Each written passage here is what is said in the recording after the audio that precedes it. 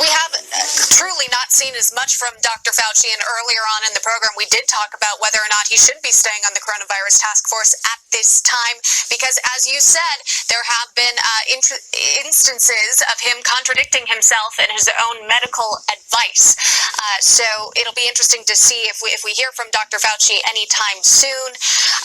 We have heard, at least from President Trump and his Twitter access that he has, and the fact that he's able to promote his thoughts and share them freely with anyone who follows him on Twitter. And he did say that he was thinking about cutting off funding if schools do not reopen in the fall. What do you think about that from the president, making it very clear that he wants schools to reopen, and in fact there could be negative outcomes for those that don't? Well, one, we should definitely open up the schools, and we need to stop listening to Dr. Fauci, who is funded by Bill and Melinda Gates. And all of your listeners know this, I know this, you know this, we all know this, but Jeffrey Epstein's not a good man, and Bill Gates spent a lot of time with Mr. Jeffrey Epstein. So I don't think we should be listening to a pedophile for how to treat our kids. Period. And we shouldn't be listening to people who spend time with pedophiles as it relates to our kids. So if Bill Gates wanted to watch my kids as a babysitter, I wouldn't let him do it. I'm certainly not going to use a vaccine he recommends. And Bill Gates has asked Dr. Fauci to serve on his board for the Bill and Melinda Gates Foundation. So stop listening to Bill Gates and Dr. Fauci. They are corrupt individuals, and Bill Gates hangs out with pedophiles consistently. Why would he hang out with Epstein? Why would he do that? It's sick. Okay. All right. Clay Clark, thank you for coming on today's program. We appreciate it. Thanks for sharing your thoughts. Had several dinners with him, hoping that what he said about getting billions of philanthropy for global health through contacts that he had might emerge. When it looked like that wasn't a real thing, that relationship ended. But it was a huge mistake to spend time with him, given the credibility of being there. There were lots of others in that same situation, but I made a mistake. And tonight he's charged with having and trading a massive amount of child pornography.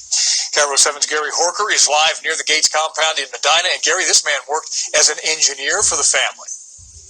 That's what SPD intelligence found out, Steve. They found out that the man actually worked for the Bill and Melinda Gates mansion on the grounds of their sprawling 66,000 square foot estate, and that's where they found him and questioned him last March. The estate is behind us, right on the lakefront here, but this is a few blocks away, and it's as close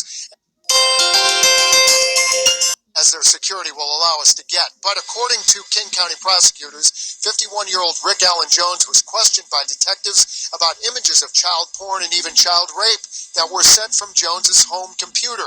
Now, none of this alleged crime actually happened at the Gates mansion, but it was here that Rick Allen Jones admitted to detectives he collected child porn for about 10 years, sending images through his Gmail account.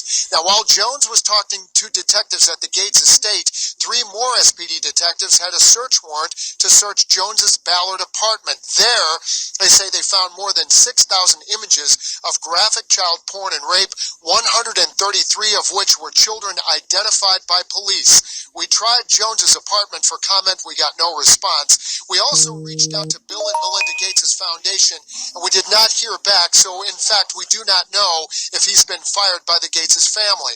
Another mystery into this is why Jones was never jailed or charged by these allegations up until now.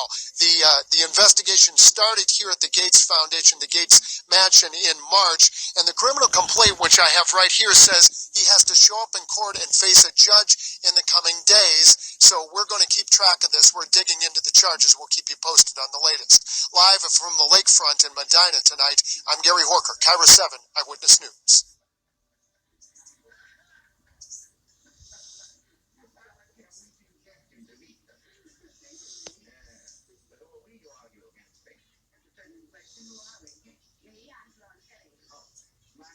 I know you.